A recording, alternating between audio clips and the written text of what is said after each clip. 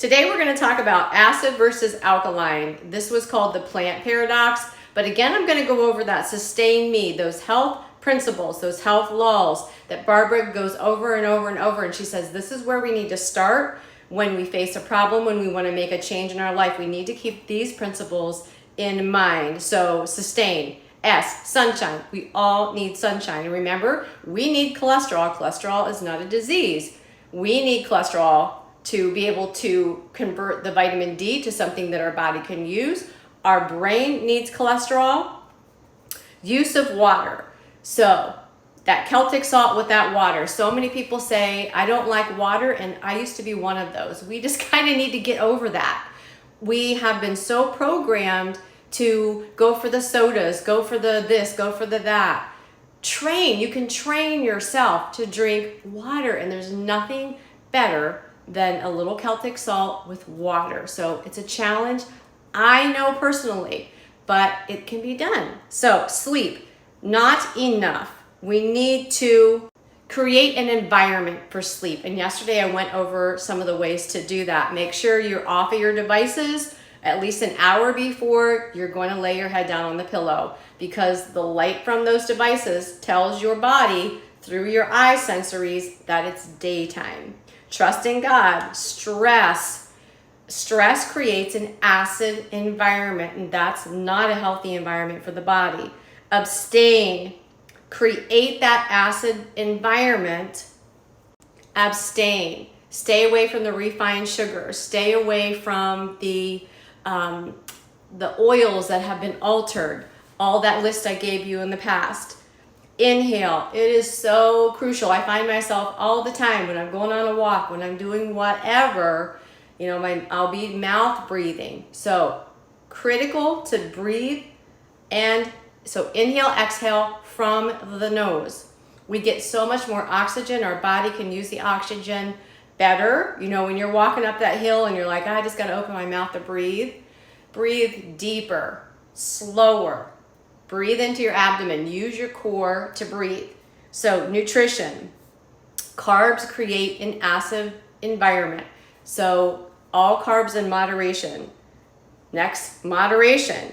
We overburden the stomach so much. Think about that holiday dinner where you're just like, you just want to go to sleep afterwards because we've eaten so much. And here's something I want to say about that too. When we find some information that maybe challenges something that we truly love, just whatever that might be, try to flip that around. And versus thinking of that as you're giving up something, think about what you are gaining. You're gaining a healthy body that's going to take you into the future longer with less problems. So it's not giving up anything. It's actually gaining everything. So if we have that little perspective shift, it really helps. So it's not the giving up the ice cream. It's the gaining a body that is healthy and happy and can take you down that road with ease. All right, and exercise. Most of us don't get enough, or we overdo it. Usually it's not enough. Oh, and this little tidbit about calcium. She said, calcium supplements, no one should be taking a calcium supplement. Most doctors give you the calcium supplement because of bone issues. There's so many more minerals, like I went over in the bone health video. It's not just about calcium. She said just about every person in a nursing home is given their calcium tablet. Do you know what it can lead to? Cataracts, bone spurs, kidney stones. Okay, we're gonna go into some foods and some herbs that can help you alkalize your body. So almonds, Brazil nuts are fantastic at helping to alkalize the body. 5 Brazil nuts a day will also give us all the selenium we need for the day. Okay, I'm gonna read these. So these are acid, okay? Phosphorus and chloride. So sugar, meat, modified wheat. Every wheat is modified except the spelt, the ancient grains. Caffeine, cheese, alcohol, tobacco, grains, legumes, your beans. Those are all acid type foods. These are foods that are high in alkaline minerals. Lemon. She said, if you start your day with lemon water, squeeze half a lemon and a little bit of water, it's the best way to start your day. So lemon minerals are alkaline. Dark green leafy vegetables in general, sorghum flour, gluten-free, Millet, she said 4 cups water to 1 cup grain. Quinoa, I always say that wrong. Rinse many times to get the yuck off of the beans. Buckwheat instead of granola. Spelt, it's an unaltered ancient grain. I purchased some. I haven't used it yet. I'm going to make some sourdough bread with it. I'll share that recipe with you. Soy, organic, non-GMO. You really got to look because soy is one of the most sprayed plants there is. Lentils, limas, and seeds. Those are all foods that are high in alkaline minerals. She also gave a book here. It's called Nourishing Traditions. I don't have the author.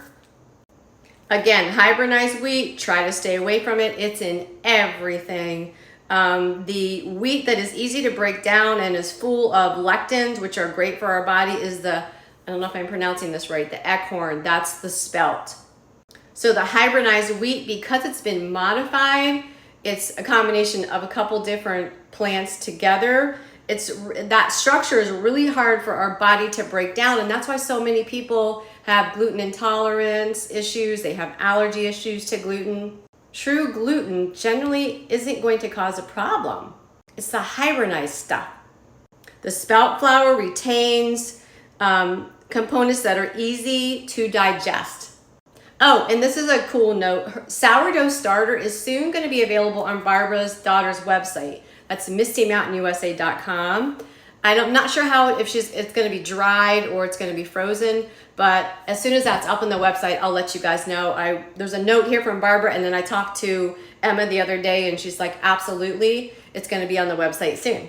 So how cool is that? You'll be able to get a piece of sourdough starter from Barbara's family that, some starters can be, oh my gosh, like 50 years old. How cool is that?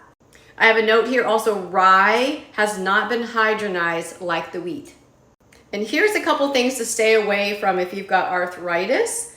She said these are the nightshade vegetables: bell peppers, tomatoes, potatoes, eggplant. They're not good for arthritis.